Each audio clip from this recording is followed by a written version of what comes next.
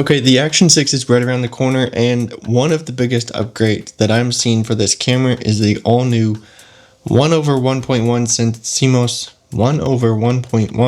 CMOS sensor that leaks have been suggesting is a big upgrade from their previous 1/1.3 sensor on the Action 5 Pro.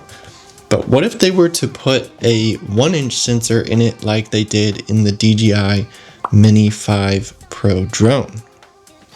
That. Also, one of the cool features we might see on this camera is a variable aperture from f2 to f4. That's a huge step for action cameras, and if it works, it could change the entire playing field for action cameras from just being for specifically action sports or power sports. We've already seen action cameras being used for vlogging, for studio setups, and adding a variable aperture is just going to improve the quality that you should be able to get from these cameras in other filming scenarios. Video recording is up to 8K in 30 frames per second and 4K at 120 frames per second and possibly 5.3 at 60 FPS. The battery life from what I've seen seems to be 2 hours on the Action 6 with an estimated 4-hour battery life shooting 4K 30, which we saw in the DJI Action 5 Pro.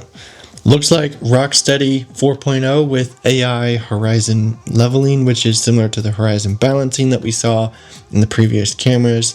Now everything's just got the AI label on it to be relevant, I guess. Waterproof up to 20 meters by itself and up to 60 meters with the dive case. Similar dual OLED screens, which are easy to see and use. I'm hoping they're keeping the same mounting system that we had before. Otherwise, you're going to need to upgrade all your mounts for the Action 6 coming out.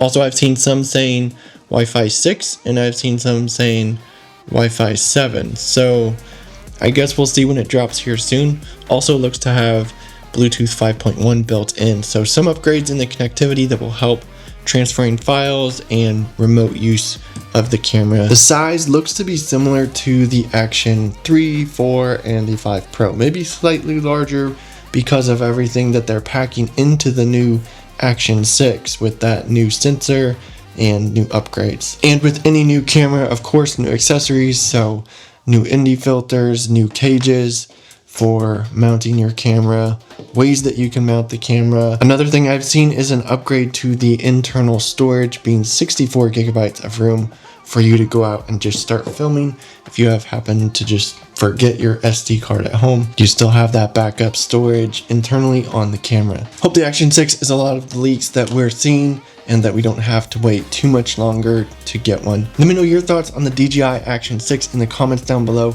Will the Action 6 replace the Action 5 Pro? And will it dominate the action camera space with all these updates in it? Hey, that's it for me on this one. If you're looking to set up your action camera for a studio camera, I'll see you in this video next.